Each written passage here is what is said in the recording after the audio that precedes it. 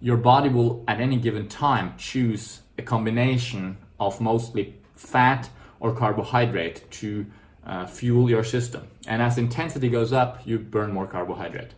And as a marathon runner, or especially ultramarathon runner, your ability to burn fat at higher intensities for longer is good.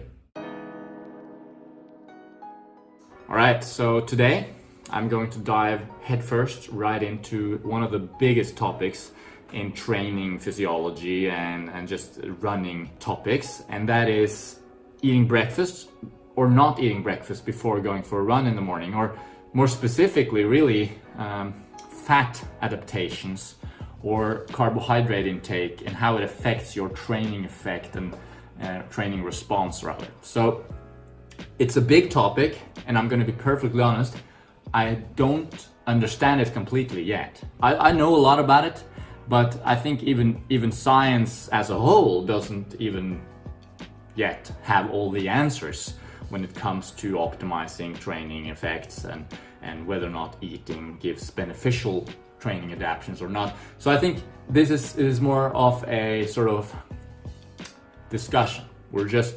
I'm just sharing some of my thoughts regarding it, explaining some concepts, and then we'll take it from there. So first of all, do you need to eat breakfast? Let's just answer it really simply first. Do you need to eat breakfast before you go for a run? The answer is no, you don't need to eat breakfast before you go for a run, but whether or not you should eat breakfast or not, that's another story. Obviously, when we're going for a run, unless we're just not really caring about performance and we just want to get out and just move a little bit before we eat, that's fine. But if we're looking for performance improvements, if we're looking for the training effect, if we want to get better, then obviously we care about how carbohydrate intake specifically affects our performance. Fat intake, let's say for breakfast, like eating a fatty breakfast, that would be pointless because you wouldn't actually realize those calories until much later because it takes so much time to digest, so it would be pointless. So we're really just dealing with carbohydrate intake. Carbs is what is quickly turned into fuel in your body and used, okay? So we're really talking about carbohydrate intake versus no carbohydrate intake in the morning. You gotta realize that when people say skipping breakfast or going for a long run without taking in any fuel, typically they're promoting it because it supposedly enhances your ability to burn fat, okay? And that doesn't mean, burning your fat and losing weight. It means, well, essentially it does mean burning your fat, but doesn't necessarily mean lose weight. It means your body will at any given time choose a combination of mostly fat or carbohydrate to fuel your system. And as intensity goes up, you burn more carbohydrate. And as a marathon runner, or especially ultramarathon runner, your ability to burn fat at higher intensities for longer is good because it means you're sparing your glycogen stores. Glycogen is your carbohydrate stored in your body. We store most of our carbohydrate, glycogen, in our muscles and some of it in our liver. Now, here's the thing. To train your fat metabolism, the best way to do it is to just run, okay? When you're running for a long period of time, like these long runs, 1, 2 hours, 3 more hours, you're really training your fat metabolism, even if you are taking in carbohydrate, even if you're running with full carbohydrate stores. Now, if you're restricting carbohydrate, you will enhance your ability to burn fat, but science shows that you will also decrease your ability to burn carbohydrate, okay?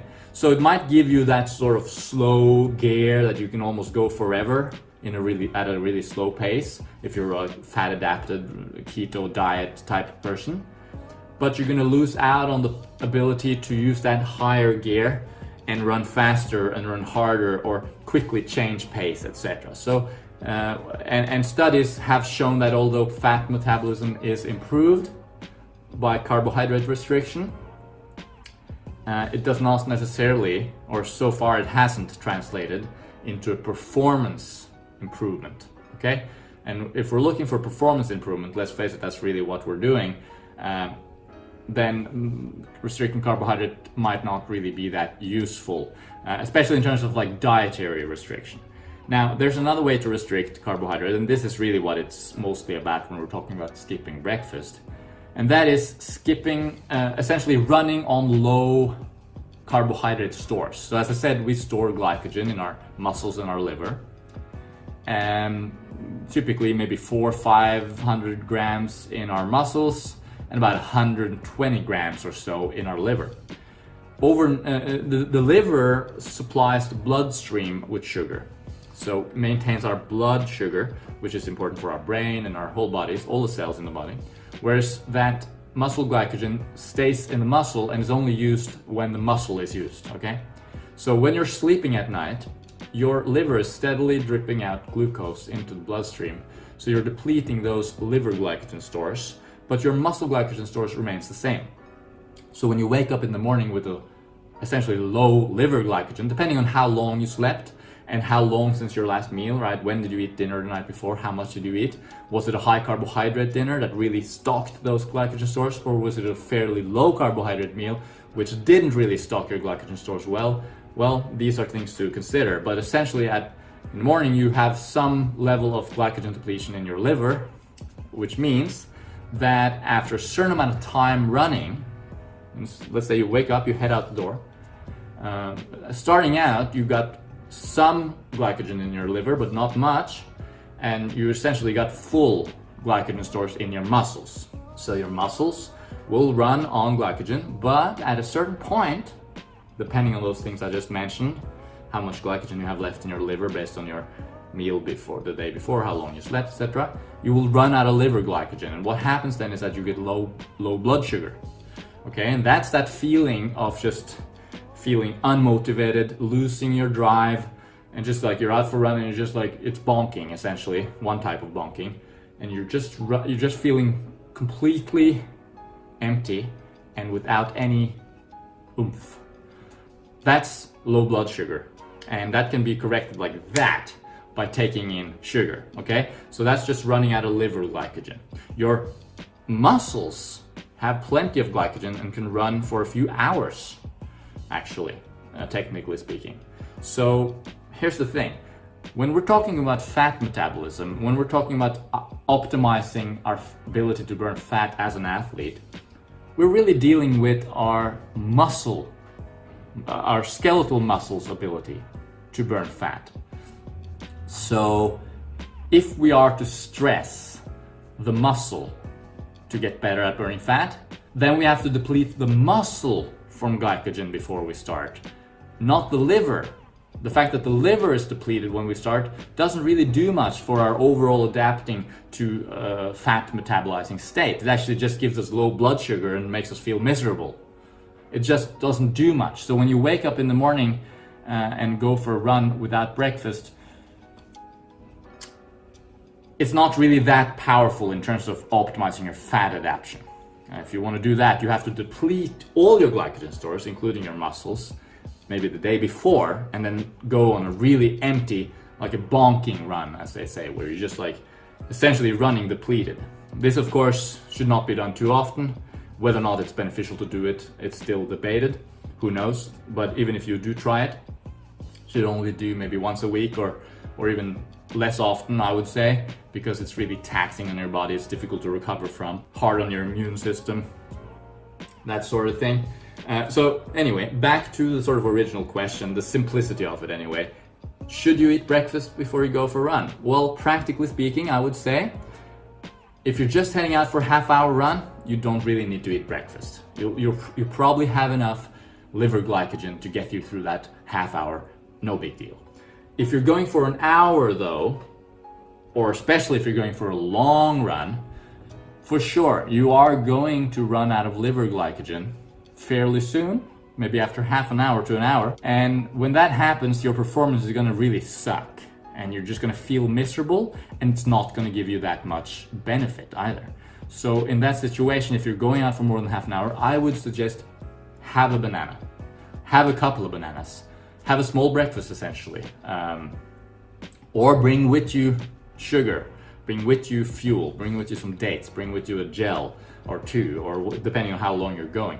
Essentially, start consuming sugar before or during your run, because there's no benefit in running out of liver glycogen, and so you're better off just restocking it and going out with some quality running. Now, of course, there are also the question of whether or not taking in sugar before or during will affect your ability to burn fat right there and then.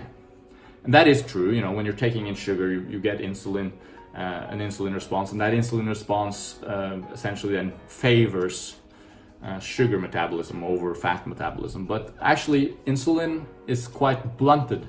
The insulin response is very blunted when you're taking it in during exercise. So in that case, I would maybe, let's suppose you're going for a long run, I would perhaps start out without any breakfast, and then, like, if you really want to emphasize the fat metabolism, that is, going for a long run, if you're just going for an hour, have a banana, go for your hour, no problem. But if you're going for like a couple of hours, you want it to be a long run to stress that fat metabolism, I'd probably start out without breakfast, and then after like half an hour, start consuming, or even after 15 minutes even, start consuming a gel or a sugar mix, and do that at regular intervals. And that insulin spike will actually be quite blunted, and it's not going to affect your fat metabolism too much, I think. This is where I haven't fully understood the picture yet, so I'm not going to pretend like I know it all. I'm still understanding this whole concept. I'm a big fan of Dr. Asker Jukendrup. He's a really cool guy. He knows a lot about, he's probably the leading scientist when it comes to this field of carbohydrate and exercise science. So that's very interesting. Anyway, that's it. I think that's my thoughts regarding the subject. I typically do not eat breakfast if I'm heading out for just a short morning run. And most of the time, my morning runs are always short because I hate running in the morning. And so sometimes if I feel like I need it, if I'm waking up and like I'm super hungry, or like just low blood sugar, like totally run out of liver glycogen over the night, then I have a banana, and then I head out, and it just feels so much better. And also bear in mind that if you're hungry, if you're low blood sugar and you're sort of running out and you're doing exercise for a little period there until your body can mobilize the fat and start burning fat, your body will actually burn a fairly high percentage of protein, which is essentially then muscle. So you're actually burning your muscle, and that's no good. So instead of burning your muscle, just get that sugar in the morning if you feel like you need it when you go out for a run. And if you don't feel like you need it, you probably don't, and then you can go out no problem if it's a short run. All right, that's the question for today. Thanks for watching. Please do subscribe if you haven't done so already, and check out some of my other videos on similar subjects. If you have any questions, you can send me a message over on the Lone Trail Facebook page. I'll be sure to answer it there. Have a great day. Bye.